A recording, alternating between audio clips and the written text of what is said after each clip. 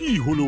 সবাই আজ এত চুপচাপ কেন? চুপ না থেকে আর কি উপায় আছে বলুন মহারাজ? আরে কি হয়েছে সেটা বলবে তো। বললেই তো ঝগড়া। দেখছেন মহারাজ, গোপাল কেমন প্যাঁচ দিয়ে দিয়ে কথা বলছে। তাই তো দেখছি। গোপাল, খুলে বলো বলো, কি বলতে চাইছো? আসলে মহারাজ, আমরা সবাই একটা অনুরোধ অনেকদিন আগেই করেছি, কিন্তু কিন্তু কি? কিন্তু মন্ত্রী মশাইয়ের বিরোধের কথা শুনে আপনি আমাদের অনুরোধ রাখেননি। কোথায় কি পান্তা ভাতে ঘি, হ্যাঁ, আমাকে জড়িয়ে দিল। আরে কি হয়েছে বলো, অত ভনিতা করো না। আমাদের বেতন বাড়াতে হবে মহারাজ। বাজারে জিনিসপত্রের যা আগুন দাম হয়েছে, তাই এই বেতনে আমাদের পোষাচ্ছে না। বুঝতে পারছি, কিন্তু সবাইকে এখন বেতন বাড়ালে মহারাজের রাজকোষে টান পড়বে, তাই না মহারাজ? হ্যাঁ, তা তো বটেই। আমার মতন একজন সৎ নিষ্ঠাবান উপদেষ্টাদায়ক মন্ত্রী থাকতে আমি এসব হতে দিতে পারবো না। মহারাজ, বিগত 3 বছর ধরে একই বেতনে কাজ করছি। নুন আনতে তো পান্তা ফুরিয়ে যাচ্ছে মহারাজ। বাড়িতে গিন্নিকে কোনো হাত খরচ দিতে পারি না বলে কত কথা শুনতে হয় জানেন মহারাজ। রাজসভায় ভাষণ না দিয়ে বাড়িতে গিন্নিকে শাসন করো। আমি আজকাল আমার গিন্নিকে যা শাসন করি না, আমার ওপরে ও টু শব্দটাও করতে পারে না। তাহলে কি দাঁড়ালো?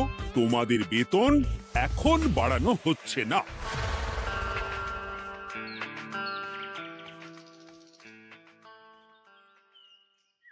আবার ঘুরে ফিরে আমরা সেই এক জায়গায় পৌঁছে গেলাম। মন্ত্রী মশাই মহারাজকে বললেন, আর মহারাজ আমাদের প্রস্তাব নাকচ করে দিলেন। না, এভাবে হবে না। অন্য রাস্তা ভাবতে হবে, অন্যভাবে চিন্তা করতে হবে। ঠিক বলেছ গোপাল, মন্ত্রী মশাইকে এমন ভাবে নাকে দড়ি দিয়ে ঘোরাতে হবে যাতে উনি নিজেই বেতন বাড়ানোর প্রস্তাবটা মহারাজের সামনে পেশ করেন। হ্যাঁ, সুযোগ তো আসবেই। দেখি কি করা যায়।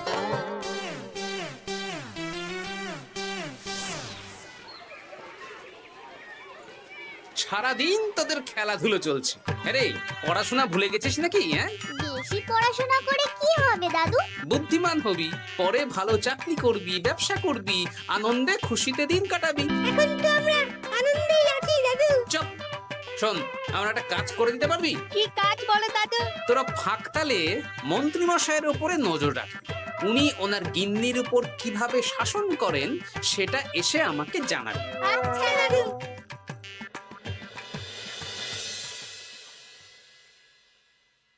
এই শোনো না, কান খোলা আছে?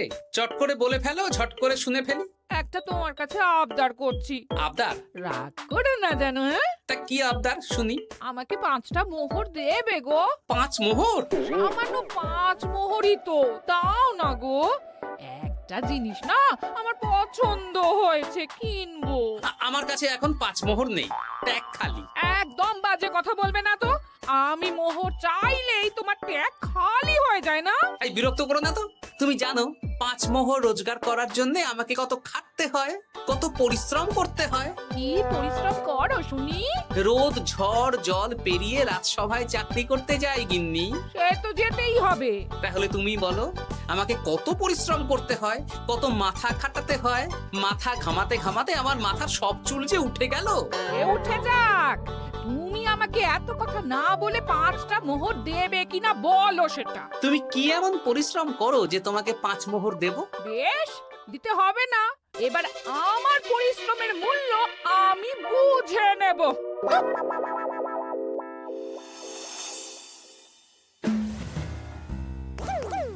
এই এই শোনো না, আজকে বেলার দিকে বাজারে গেছিলাম। আমার না একটা জামদানি শাড়ি খুব খুব পছন্দ হয়েছে। আমাকে ওটা কিনে দাও না গো। মাসের শেষে আমার আমদানি তো আর বাড়েনি যে তোমাকে জামদানি কিনে দেব। যেগুলো আছে সেগুলো পড়ো। এরকম করে বলছো কেন?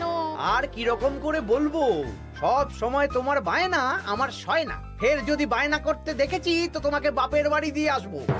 এই, তুমি আমাকে কি কথা বললে? তুমি আমার সাথে এরকম ব্যবহার করছো? হ্যাঁ, করতে বাধ্য হচ্ছি। অর্থ তো আর গাছে ফলে না, অনেক কষ্ট করে রোজগার করতে হয়।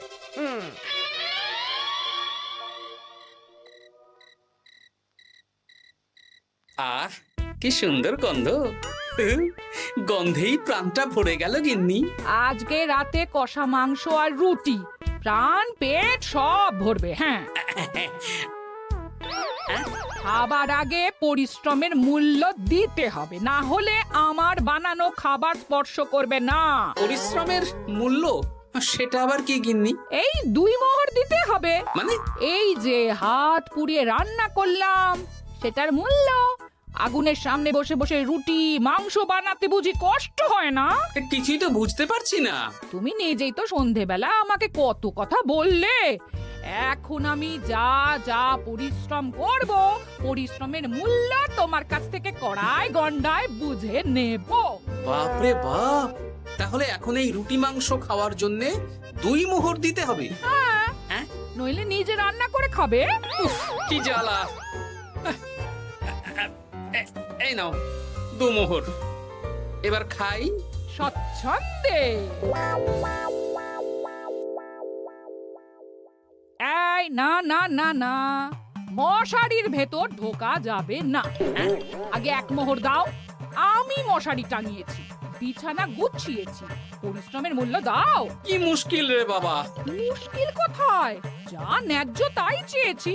বাড়তি কথা না বলে 1 মোহর দাও, না হলে খাটের নিচে শুয়ে পড়ো।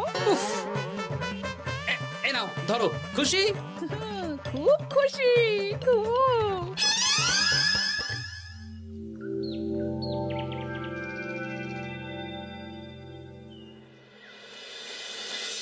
ফতুয়াটা কোথায় গেল? ফতুয়া। আরে ও গিন্নি, এই না তোমার ফতুয়া, আমি কেচে মার দিয়ে শুকিয়ে রেখেছি। এটা পরে রাজসভায় যাও। ও, এই তো চাই। আমারও চাই। তোমার আবার কি চাই? 2 মোহর, পরিশ্রমের মূল্য দিলে দাও, না হলে খালি গায়ে রাজসভায় যাও। হ্যাঁ, উফ, কি জ্বালা। জ্বালা কিসের? আমি তো আমার পরিশ্রমের মূল্য চাইছি। হ্যাঁ, এই নাও ধরো। এরকম খুচখাচ নাচে একবারে বলো তো কত মোহর লাগবে? তুমি তো আমার কাছের লোক, তাই প্রত্যেকদিন 3 মোহর করে দিও। হ্যাঁ, প্রত্যেক দিন? হ্যাঁ, প্রত্যেকদিন। আমার হাত খরচ গো। উফ, কি জ্বালা। ওই দেখ, দাদু কিরকম শুকনো আমসত্ত্বের মতো মুখ করে আসছে। কি হলো দাদু? দিদার সাথে ঝগড়া হয়েছে নাকি? না না, ঝগড়া না, অনেক জ্বালা। তোদের আর কি বলবো। যাই হোক, ওই মন্ত্রী মশাইয়ের খোঁজ নিয়েছিলি? হ্যাঁ দাদু, গতকাল সন্ধ্যাবেলা মন্ত্রী মশাই শাসন দেখে এলাম, ভাষণ শুনে এলাম। কিরকম? গতকাল সন্ধ্যাবেলা আমার না একটু জামদানি শাড়ি খুব খুব পছন্দ হয়েছে। মাসের শেষে আমার আমদানি তো আর বাড়েনি যে তোমাকে জামদানি কিনে দেব। সব সময় তোমার বায়না আমার সয় না। ফের যদি বায়না করতে দেখেছি তো তোমাকে বাপের বাড়ি দিয়ে আসবো। আচ্ছা, এই ব্যাপার। এই তো, এবার আমার জ্বালা মিটবে, চিন্তা কমবে। কিসের জ্বালা? কিসের চিন্তা দাদু? সেসব জেনে কাজ নেই তোদের ভোলার দোকানের মিষ্টি খাইয়ে দেবো। হ্যাঁ, এখন রাজসভায় যাব, তারপর দুপুর বেলা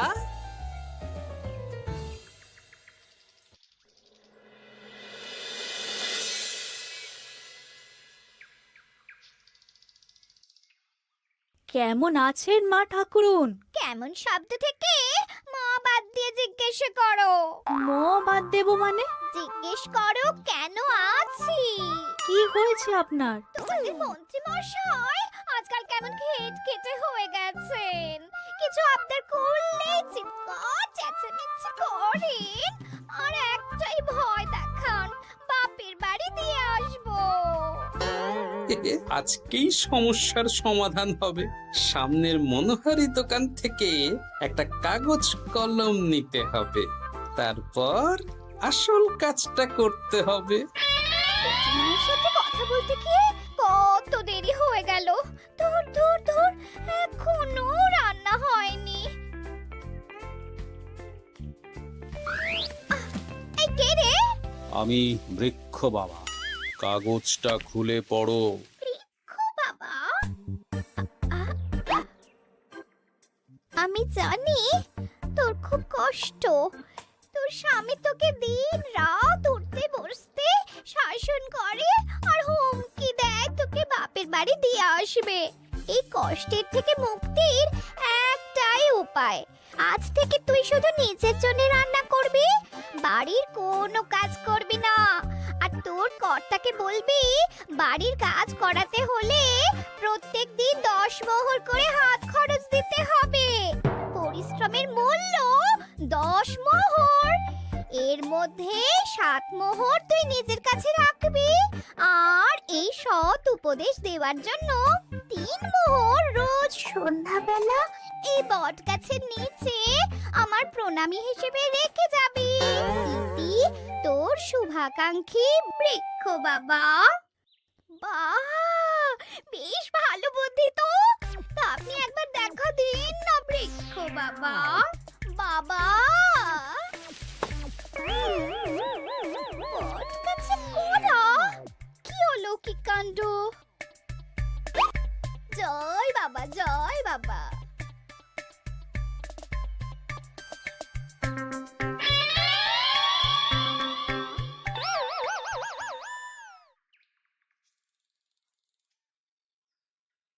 আরে গিন্নি, তুমি একা একা খেতে বসে পড়েছো? হ্যাঁ, খিদে পেয়েছিল তাই খেতে বসে পড়লাম। আরে আমাকে ভাত বেড়ে দেবে তো নাকি? তোমার খাবার তুমি রান্না করে দাও, আমি নিজের মতন রান্না করেছি, নিজে খাচ্ছি। এই ছেড়েছে, আমি রান্না করতে পারি নাকি? রান্না করতে পরিশ্রম লাগে, তাই আগে পরিশ্রমের মূল্য দাও। প্রত্যেক দিন 10 মোহর, তারপর রান্না করব, ঘরের কাজ করব। এই তো মহা মুশকিল। কোনো মুশকিলের ব্যাপার না। না, দেখি বাইরে ভোজনালয়ে কিছু খাবার পাওয়া যায় কিনা। দেখো এত বেলায় খাবার পাও কিনা। তাছাড়া বাইরে তেল ঝাল খাবার খেয়ে শরীর খারাপ করলে আমাকেই তো দেখতে হবে। তখন কিন্তু আমার পরিশ্রমের মূল্য 15 মোহর প্রতিদিন হয়ে যাবে। কি জ্বালা! কোনো জ্বালার ব্যাপার নেই, আমি খেয়ে উঠে চট করে রান্না করে দিচ্ছি। তুমি 10 মোহর প্রস্তুত রেখো। আচ্ছা, সন্ধেবেলা দেবো।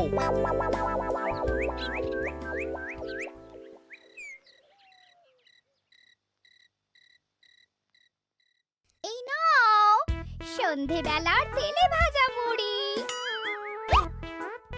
এই নাও আজকের হাত খরচ 10 মোহর।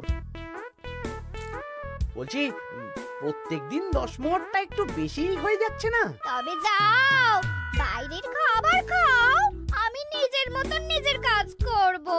খাবো, দাবো, ঘুমোবো, সংসারের কোনো কাজ করব না। কি জ্বালা!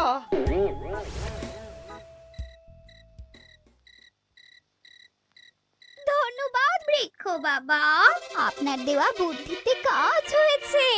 এই যে আপনার প্রণামী 3 মোহর আমি এই বটতলায় রেখে গেলাম। জয় বৃক্ষ বাবা, জয়।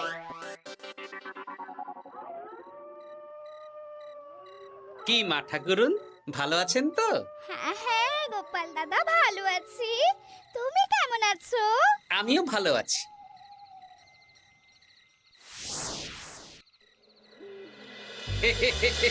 এই তো ওষুধে তার মানে কাজ হয়েছে, 3 মোহর পেয়ে গেলাম। এই নাও গিন্নি, 3 মোহর তোমার আজকের পরিশ্রমের মূল্য। তুমি এত ভালো হয়ে গেলে কবে থেকে গো? আমার আবদার শুনছো যে? তুমি আমার 7টা না 5টা না, একটা মাত্র বউ, আবদার তো শুনতেই হবে। হ্যাঁ,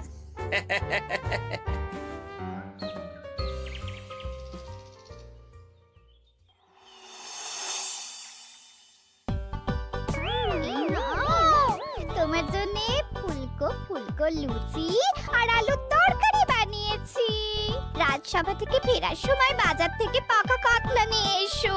বাহ, রাজসভা থেকে ফিরে এসে মাছের ঝোল আর ভাত খাবো। আর বলি, আজকের 10 মোহরটা কি এখন দেবে? ওরে বাবা, আজকেও দিতে হবে? সে তো দিতেই হবে। আমি তো কালকেই বললাম প্রত্যেক দিন 10 মোহর করে দিতে হবে। হ্যাঁ, দিচ্ছি দিচ্ছি।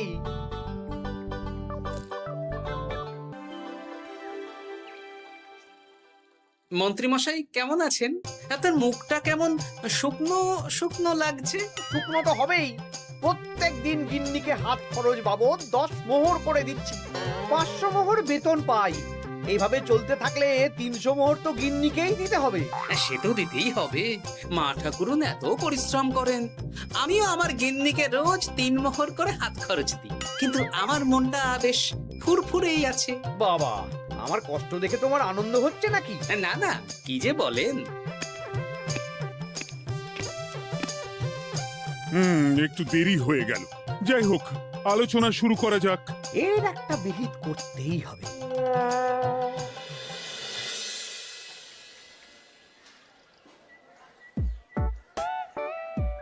বলি, কাতলা মাছ কত করে দিচ্ছিস রে?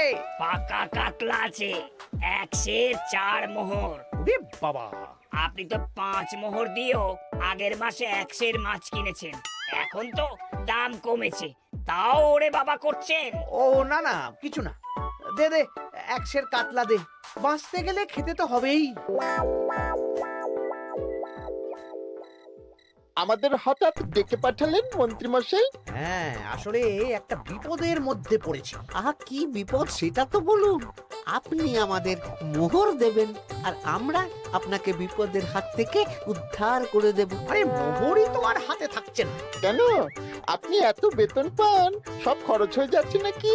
ধুর, এতদিন আমি গিন্নির ওপর শাসন চালাতাম, আর এখন প্রত্যেক দিন 10 মোহর করে না দিলে রান্না করবে না, বাড়ির কাজ করবে না। আরে বাবা রে, প্রত্যেকদিন 10 মোহর মানে তো মাসে 300 মোহর। আমি 500 মোহর বেতন পাই, তার মধ্যে 300 মোহর গিন্নিকে দিয়ে দিই। আমার হাতে থাকে 200 মোহর। এই দিয়ে বাজার দোকান কিভাবে করব সেটাই তো বুঝে উঠতে পারছি না। মহারাজকে বলুন বেতন বাড়াতে, তাহলেই তো সমস্যার সমাধান হয়ে যায়। কিন্তু কদিন আগেই তো মহারাজকে বললাম যে বেতন বাড়াতে হবে না। আপনি এই রাজ্যের মন্ত্রী, আপনি বুঝিয়ে বললে মহারাজ ঠিক শুনবেন। ঠিক বলেছিস।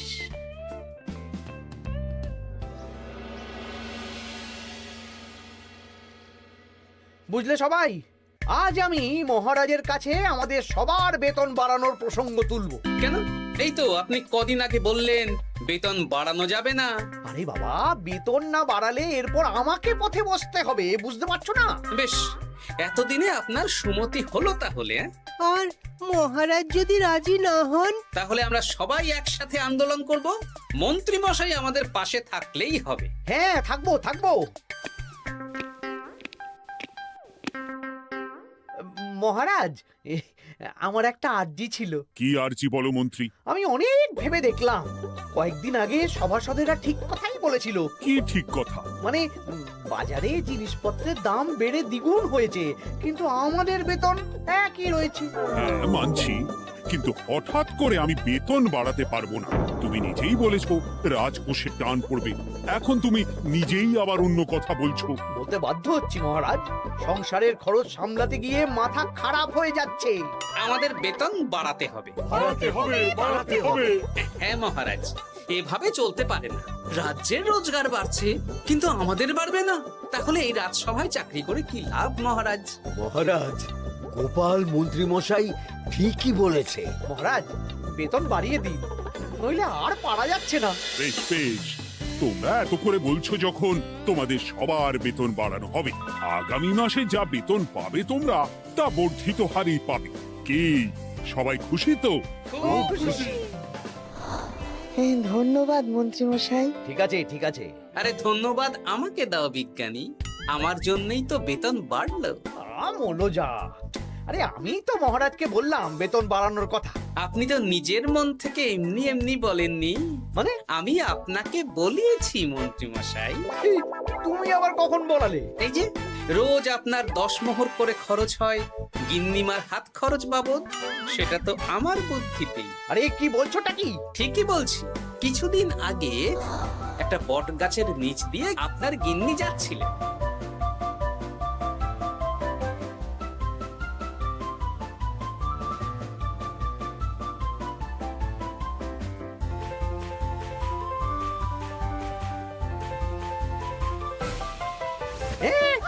সব তোমার বুদ্ধিতে? হ্যাঁ, শুধু তাই নয়, গিন্নিমা রোজ রাতে বটতলায় 3 মোহর করে বৃক্ষ বাবার জন্য ওরফে আমার জন্য রেখে যান।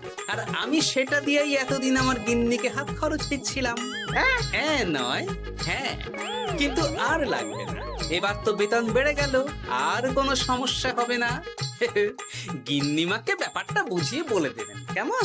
মানে গোপাল আপনার কাছ থেকে সোজা আঙুলে ঘি বের করতে পারেনি, তাই আঙুল বাঁকা করেছে, আর আপনি অমনি ছেঁকা খেয়েছেন। হ্যাঁ ওরে বাবারে!